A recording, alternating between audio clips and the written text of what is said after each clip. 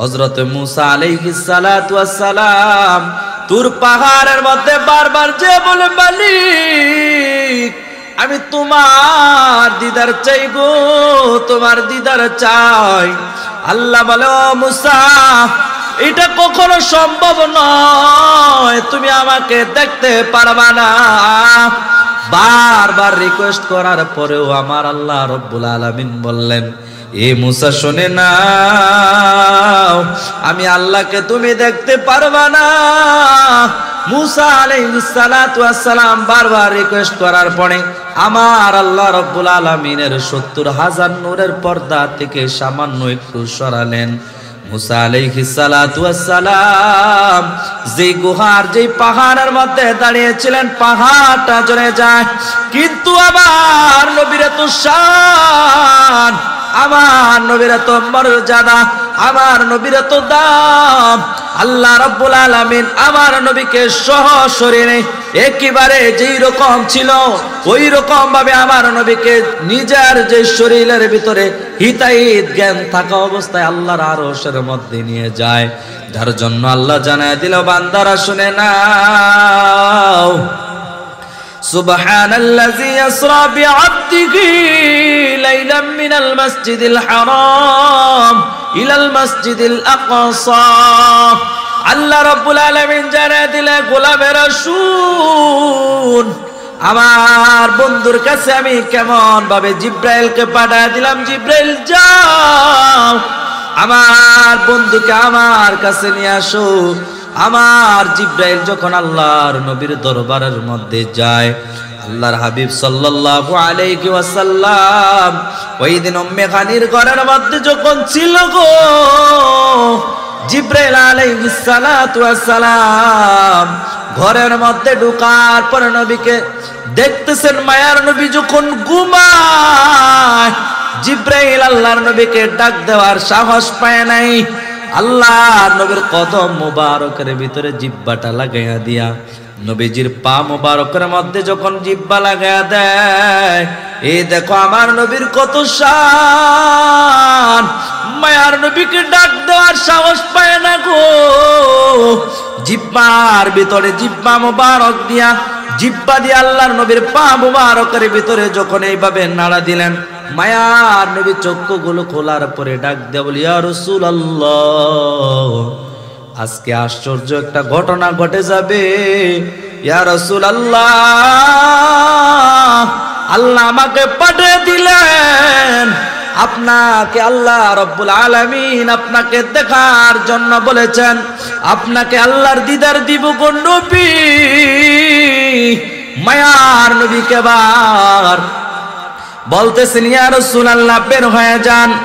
আল্লাহর হাবিব সাল্লাল্লাহু আলাইহি ওয়াসাল্লাম হুজরা মুবারক থেকে যখন বের হলেন, মায়ার নবীকে হাতিমে কাবা যেটাকে বলা হয়, ওই খাতিমে কাবার কাছে গিয়ে বলে, নবী গো, ও মায়ার নবী আমার, ইয়া রাসূলুল্লাহ তুমি মার্জনা করবেন, ও ইয়া রাসূলুল্লাহ আপনি একটু দয়া করে একটু শুয়ে যান, আল্লাহ আমাকে একটা আদেশ করেছে, আমার কাজটা আমাকে একটু করতে দেন। মায়ার নবী এবার যখন শুয়ে যায় গো, আল্লাহর হাবিব সাল্লাল্লাহু আলাইহি ওয়াসাল্লামের এই বুকের মাঝখান দিয়ে এইভাবে কাটা হলো। আল্লাহর হাবিব সাল্লাল্লাহু আলাইহি ওয়াসাল্লামের সিনা মুবারককে ফাঁকা করা হলো, ভিতরের থেকে যা কিছু বের করা সেগুলাকে বের করা হলো। একটা সোনার বাটি ছিল আর একটা রূপার, জমজমের পানি দ্বারা নবীজির সেই ভিতরের থেকে যে জিনিসগুলা বের করা হলো, বের করার পরে সেগুলাকে ধুয়ে আবার মায়ার নবীর ভিতরে দেওয়ার পরে অটোমেটিক এইভাবে লাগাইয়া দিলেন। ডাক দেয়া বলে, ইয়া রাসূলুল্লাহ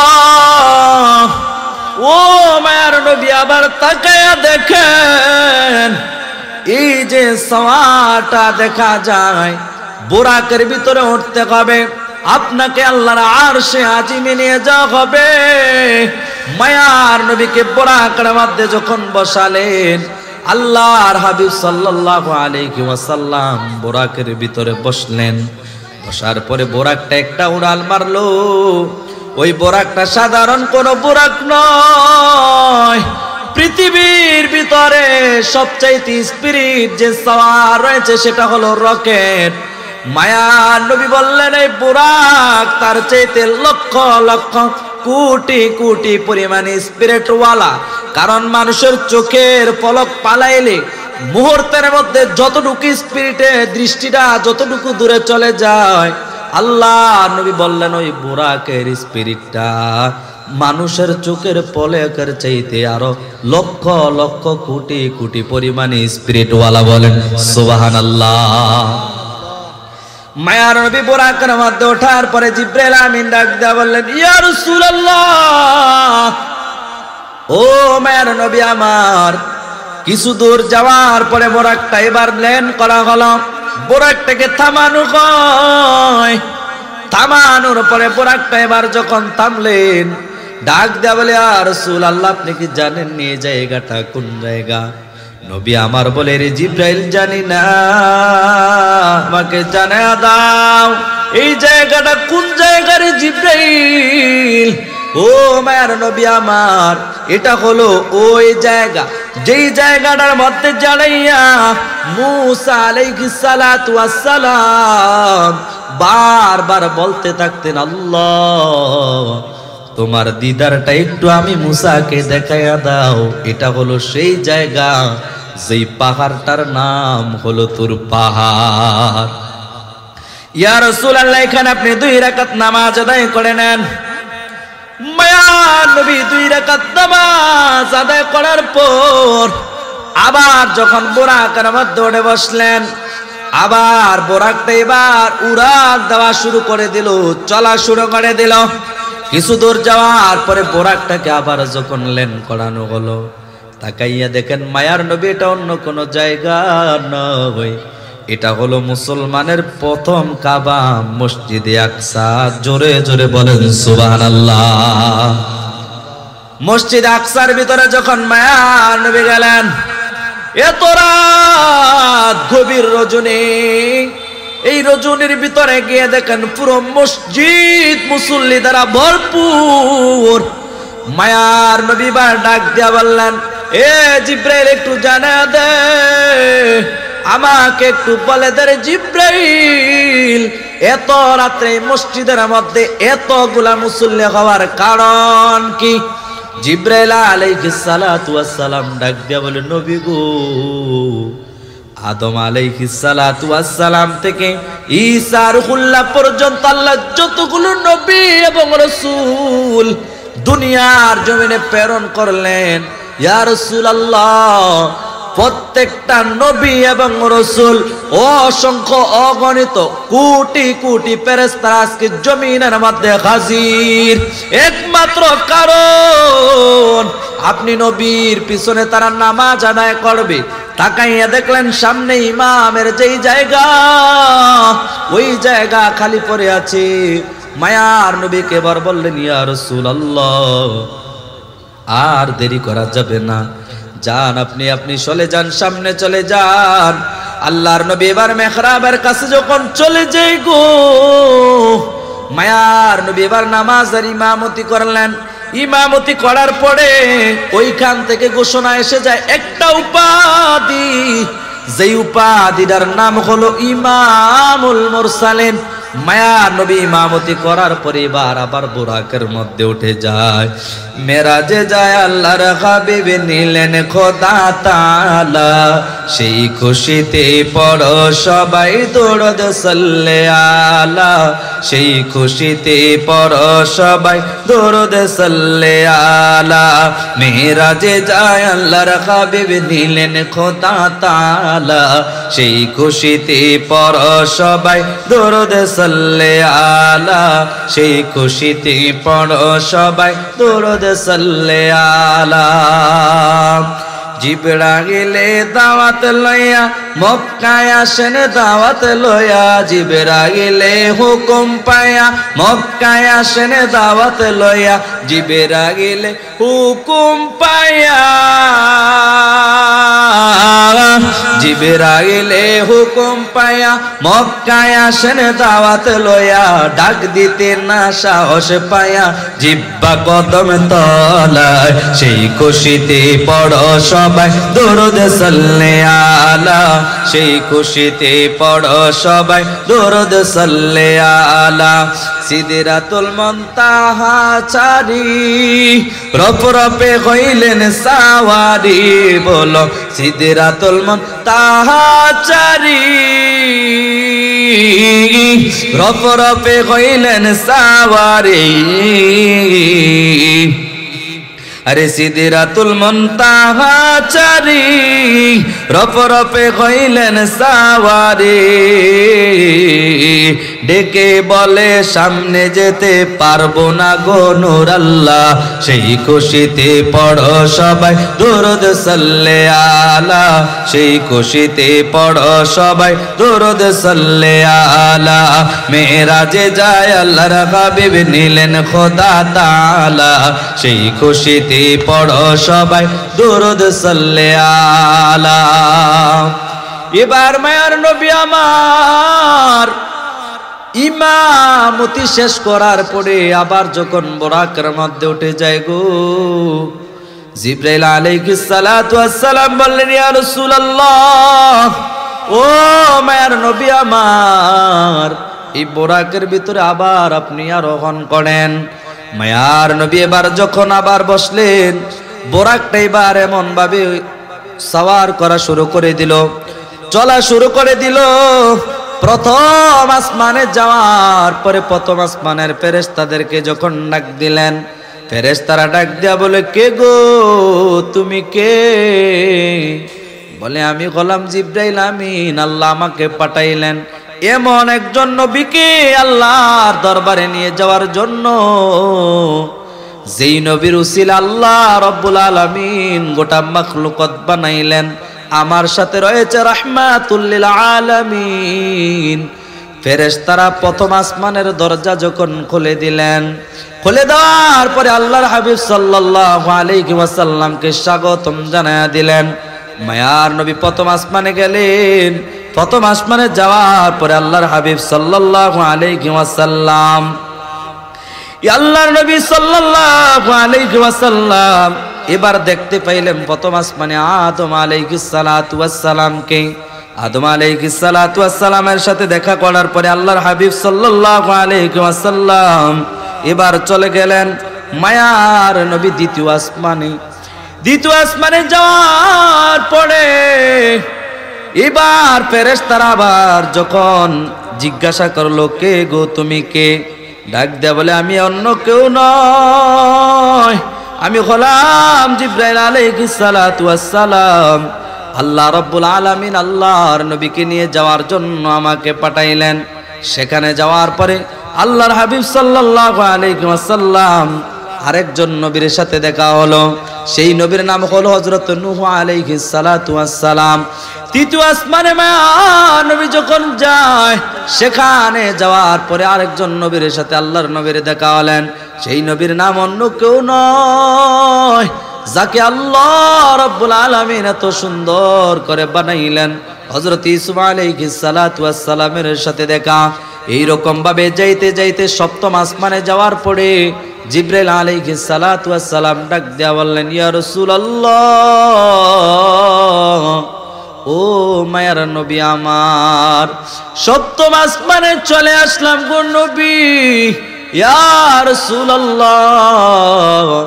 এই সপ্তম আসমানে তাকাইয়া দেখেন আমার আপনার একজন পিতা আছে, যেই পিতার নাম হলো হযরত ইব্রাহিম আলাইহিস সালাতু ওয়াস সালাম। বলেন সুবহানাল্লাহ। ইব্রাহিম আলাইহিস সালাতু ওয়াস সালামের সাথে দেখা হওয়ার পরে, ইব্রাহিম আলাইহিস সালাতু ওয়াস সালামের সাথে দেখা করার পরে চলে গেলেন আরেকটু পরে সিদরাতুল মুনতাহা যখন পের হলেন, এরপরে গেলেন বাইতুল মামুরের ভিতরে। যেই বাইতুল মামুর এমন একটা মসজিদ, এমন একটা জায়গা যেখানে প্রতিদিন ৭০,০০০ ফেরেশতা আসেন। যারা জীবনে একবার ওইখানের মধ্যে যেই ফেরেশতা আসছে গো, আল্লাহর নবী বললেন কিয়ামত পর্যন্ত এই জায়গার ভিতরে এই ফেরেশতা আসার আর সুযোগ নাই। দুরূদ শরীফের সাল্লাল্লাহু আলা ভাই এই যে আগে তো ঠিক আছিল, এরকম আগে তো ঠিক আছিল, আওয়াজটা তুলে দেন। ওয়াসাল্লাম সাল্লাল্লাহু আলা মুহাম্মাদ সাল্লাল্লাহু আলাইহি। মায়ার নবী এবার যখন চলে যায় সিদরাতুল মুনতাহা টপকাই, আল্লাহর নবী এবার যখন আল্লাহ রাব্বুল আলামিনের আরশের মধ্যে গেলেন, যাওয়ার পরে আল্লাহ রাব্বুল আলামিনকে ডাক দিয়ে বলে বন্ধু আমার, ও বন্ধু আমার শোনো গো, দুনিয়ার জমিন থেকে তুমি আমাকে তোমার আরশের মধ্যে আনলা। ও বন্ধু আমার শোনো, আমি আসার সময় খালি হাতে আসি নাই, আমি আসার সময় তোমার জন্য একটা উপহার নিয়ে আসলাম। মায়ার নবী বলা শুরু করলেন আত্তাহিয়াতু লিল্লাহি ওয়াসসালাওয়াতু ওয়াত-তাইয়্যিবাত। ডাক দেয়া বলে বন্ধু আমার, দুনিয়ার জমিন থেকে আমি আসলাম, আমার নামাজ, আমার রোজা, আমার হজ, আমার যাকাত, আমার যা কিছু রয়েছে একমাত্র তোমার জন্য।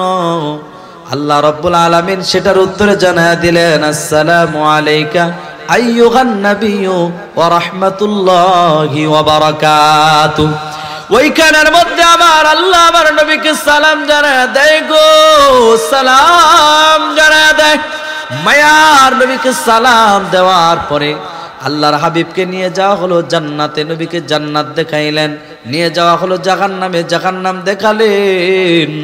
মায়ার নবী যখন এবার দুনিয়ার জমিনে চলে আসবেন, আসার সময় আবার আল্লাহ জানা দিল বন্ধু আমার, ও বন্ধু তুমি তো এখন চলে যাইবা, আমি তোমার উম্মতদেরকে কিছু হাদিয়া দেব, হাদিয়াটা নেওয়ার পরে তুমি যাও।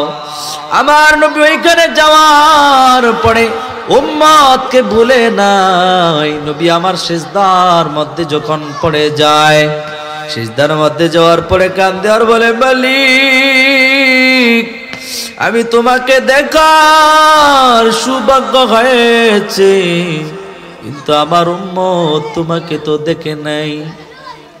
আল্লাহ রাব্বুল আলামিন বলল বন্ধু আমার, আপনি কোনো টেনশন করিয়েন না, আপনি কোনো চিন্তা করিয়েন না, আপনার উম্মতের জন্য আমি এমন একটা ইবাদত দিয়ে দিতেছি গো, আপনি আমাকে জমিন থেকে আসে আরশের ভিতরে আমার সাথে দেখা করেছেন, কিন্তু আপনার উম্মতেরা যদি এই ইবাদতটা করে গো, দুনিয়াতে থাকা অবস্থায় আমি আল্লাহর সাথে মেরাজ হয়ে যাবে। বলেন সুবহানাল্লাহ।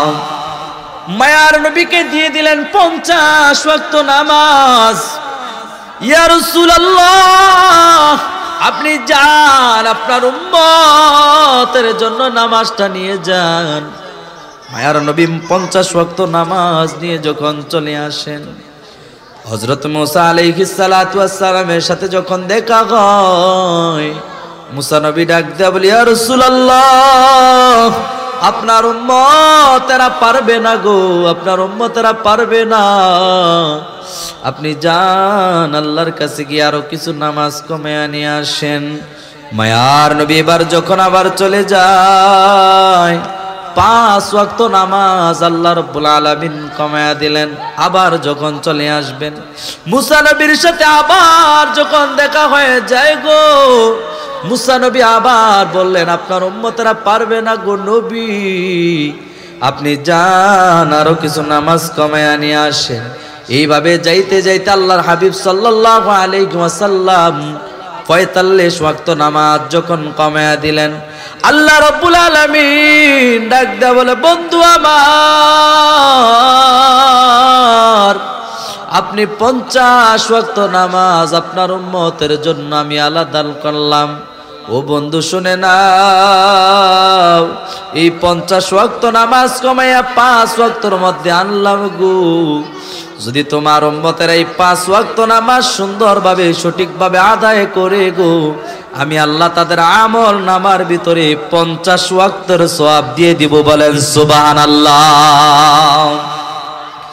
50 ওয়াক্ত নামাজের যখন সওয়াব দিবেন আল্লাহ, সেই কথা শুনে মায়ার নবী খুশি হয়ে যখন জমিনের মধ্যে চলে আসেন। ভাইয়ারা আমার, কবির মনোযোগ, সামনে এবার আসেন। ঈমান কেমন জিনিস, আকীদা কেমন জিনিস, নবীর মেরাজ যারা বিশ্বাস করবে গো, আল্লাহর হাবিব সাল্লাল্লাহু আলাইহি ওয়াসাল্লামের মেরাজকে যারা বিশ্বাস করবেন, তারাই হলেন একমাত্র আবু বকরের দল।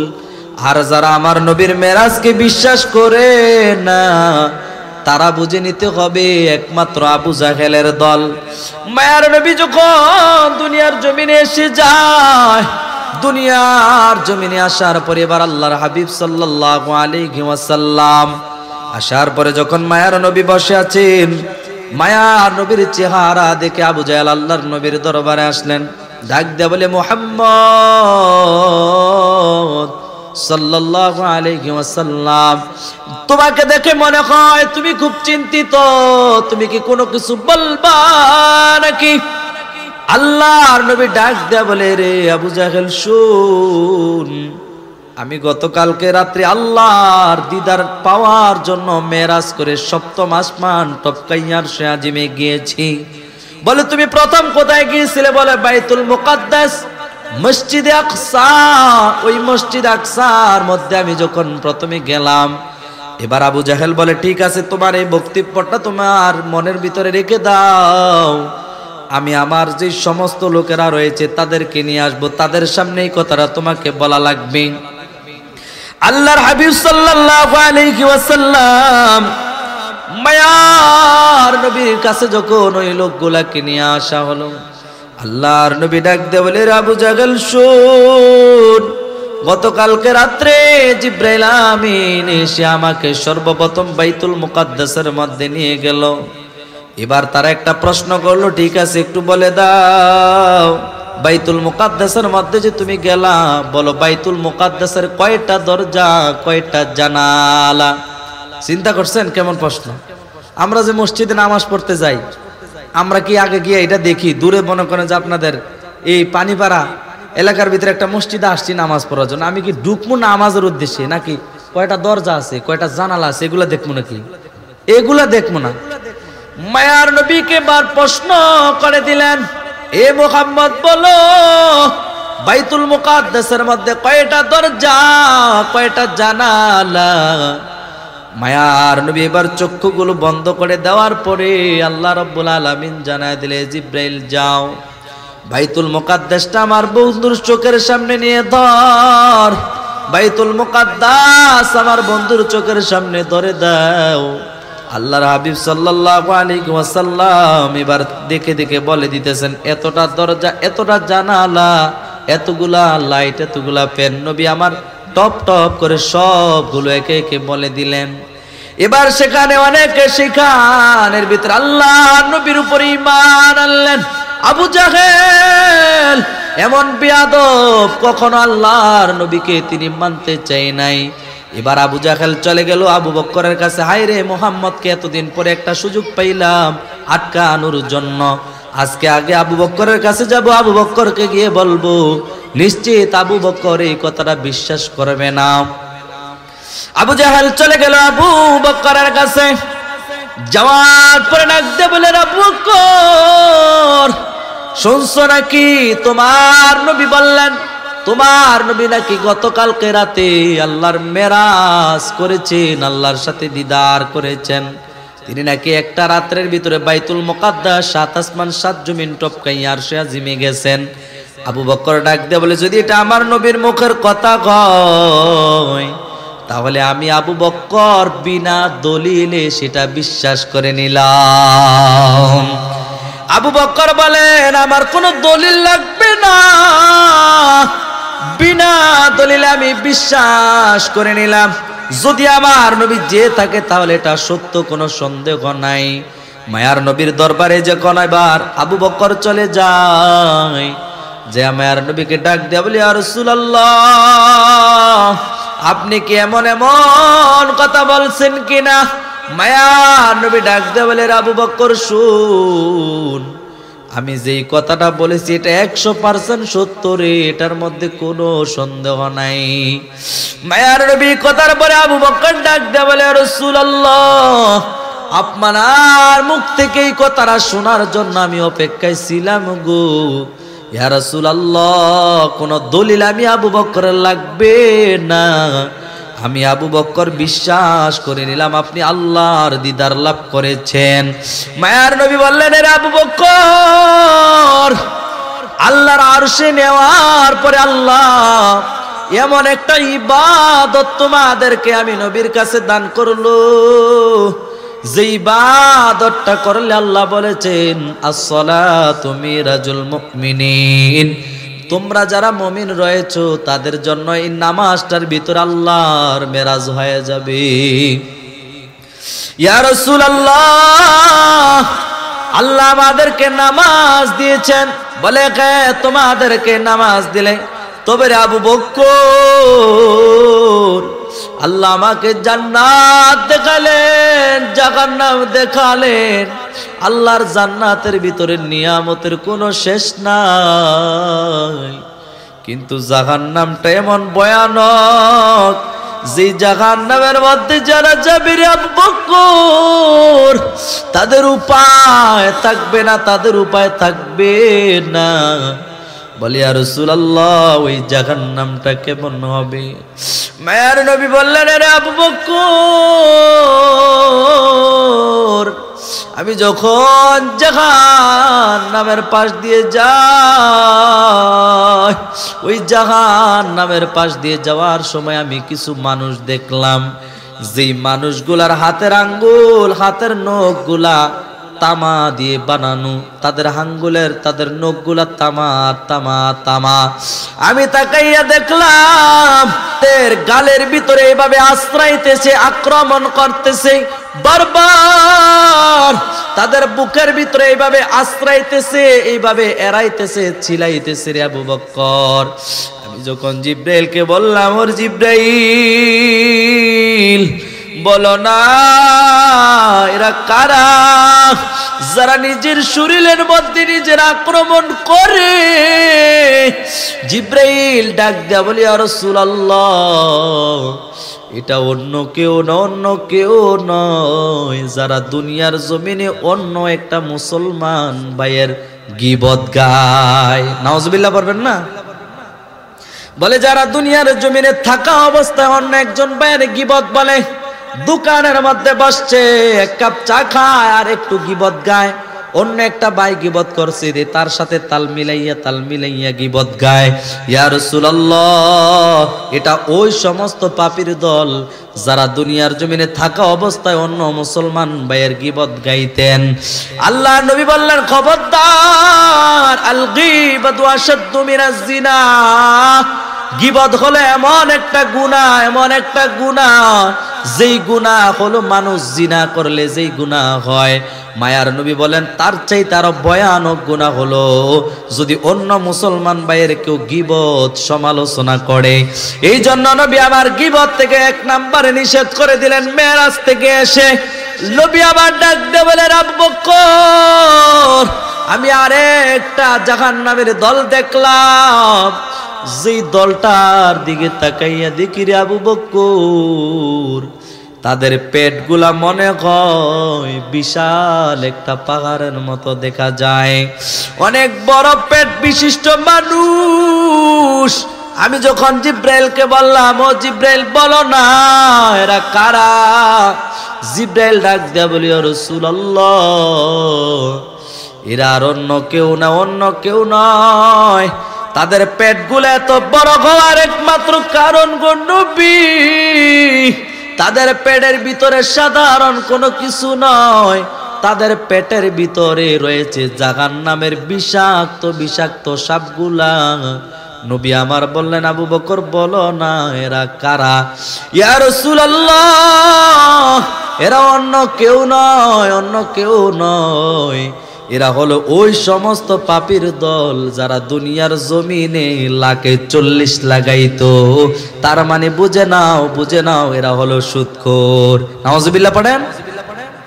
ওই সুদখোরদের পেটের ভিতরে বিশাল বিশাল সাপ, যেই সাপগুলো এত ভয়ানক, এত বিষাক্ত সাপ, সাপগুলা এত বিষাক্ত হবে, মায়ার নবী বললেন দুনিয়ার জমিনে যদি একটু নিঃশ্বাস পালাইতো তাহলে আল্লাহ পাক রব্বুল আলামিন ওনার হাবিবের মাধ্যমে জানায়া দেন দুনিয়ার জমিনে মানুষ, গরু, ছাগল যা কিছু রয়েছে এটার বিষাক্তর কারণে সাথে সাথে সবগুলা জ্বলে যাইতো। বলেন নাউজুবিল্লাহ।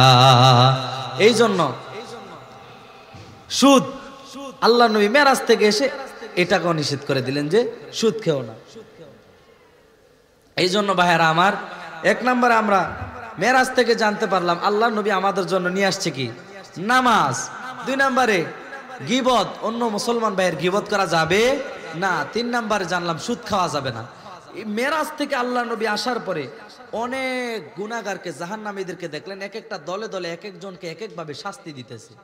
এই জন্য আমাদেরকে নিজের জীবনটাকে কেমন ভাবে সুন্দর করা যায় ওই দিকে আমরা কি করতে হবে?